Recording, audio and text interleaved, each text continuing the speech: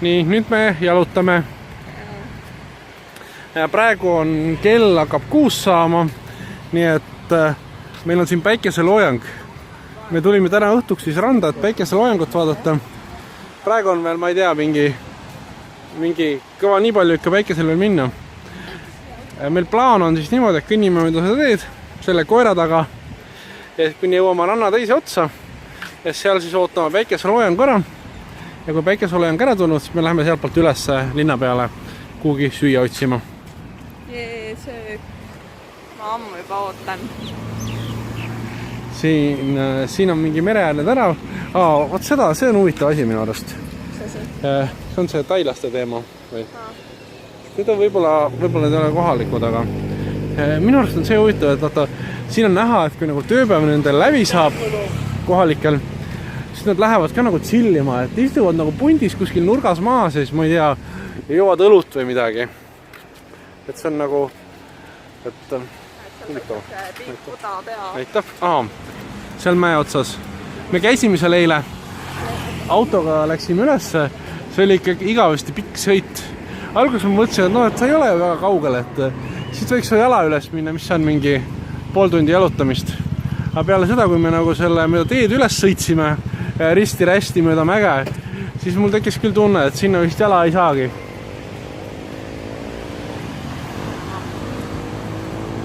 Nii, midagi veel.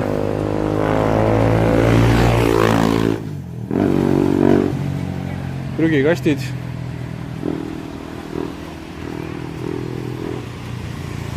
Huvitav, kas neist paljud ootavad päikeseloojangut, on ikka siin istuvad ääres just.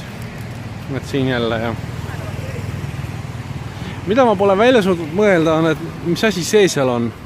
Põhimõtteliselt siin on nagu üks tee jookseb mööda rannaäärt ja siis on nagu mingi siuke piklik siuke moodustis vahepeal ja siis teine tee on seal, umbes seal, kus see valge maja on. Ja vahepealt pole mitte ühtegi läbipääsu. Et ainult mõlemas otstes on läbipääsud. Väga naljakas.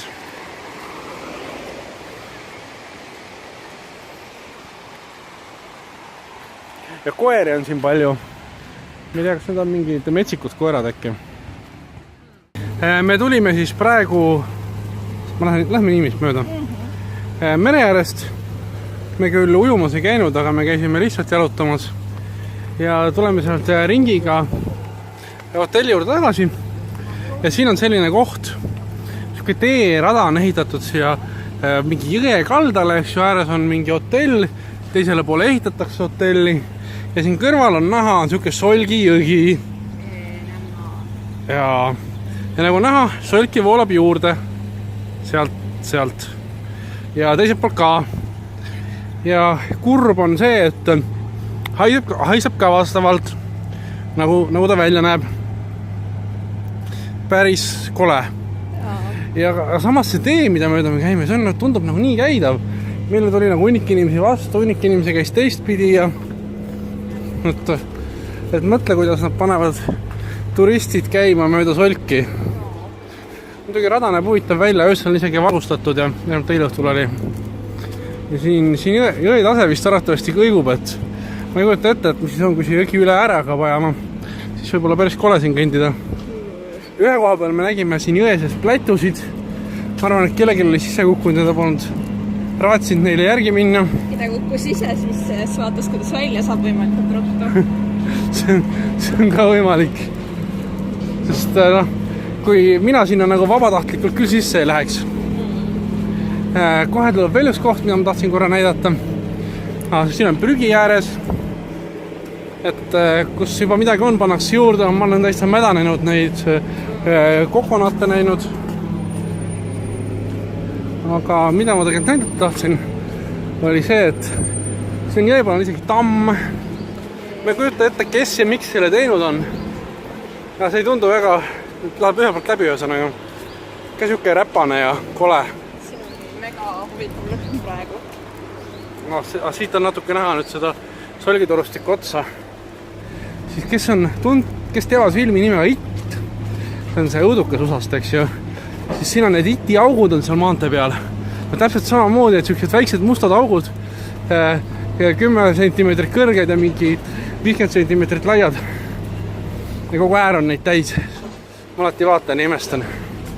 Kas ma võin ka midagi öelda? No ütle. Mina tahtsin kaevata seda, et Tais on liiga magus arbuus.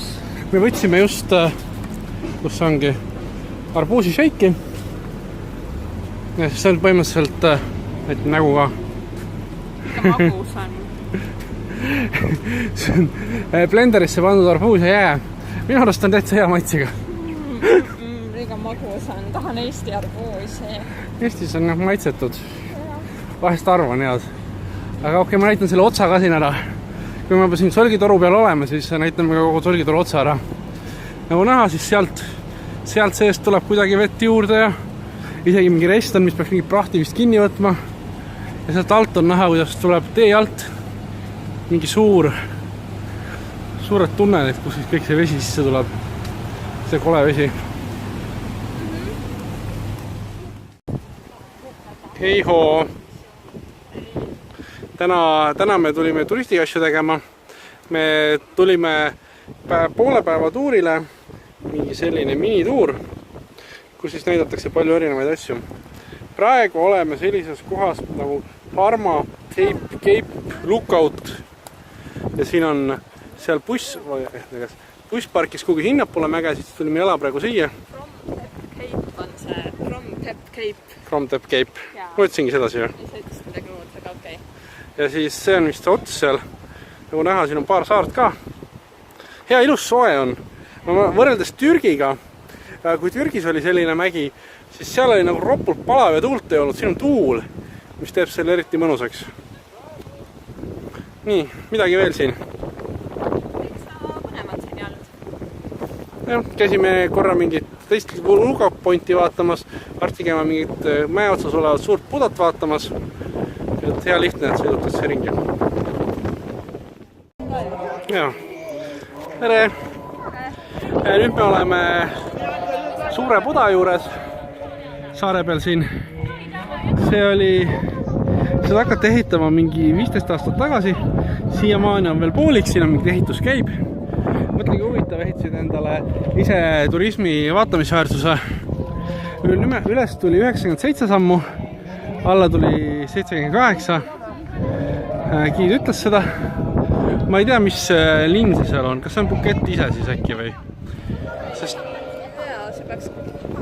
Sest kui meie vaata oma hotellist üles vaadates nagu nägime seda, aga see linn, mis seal on, see ei ole meie hotellilinn, sest meil ei ole selliseid paate seal ees, nagu siin on.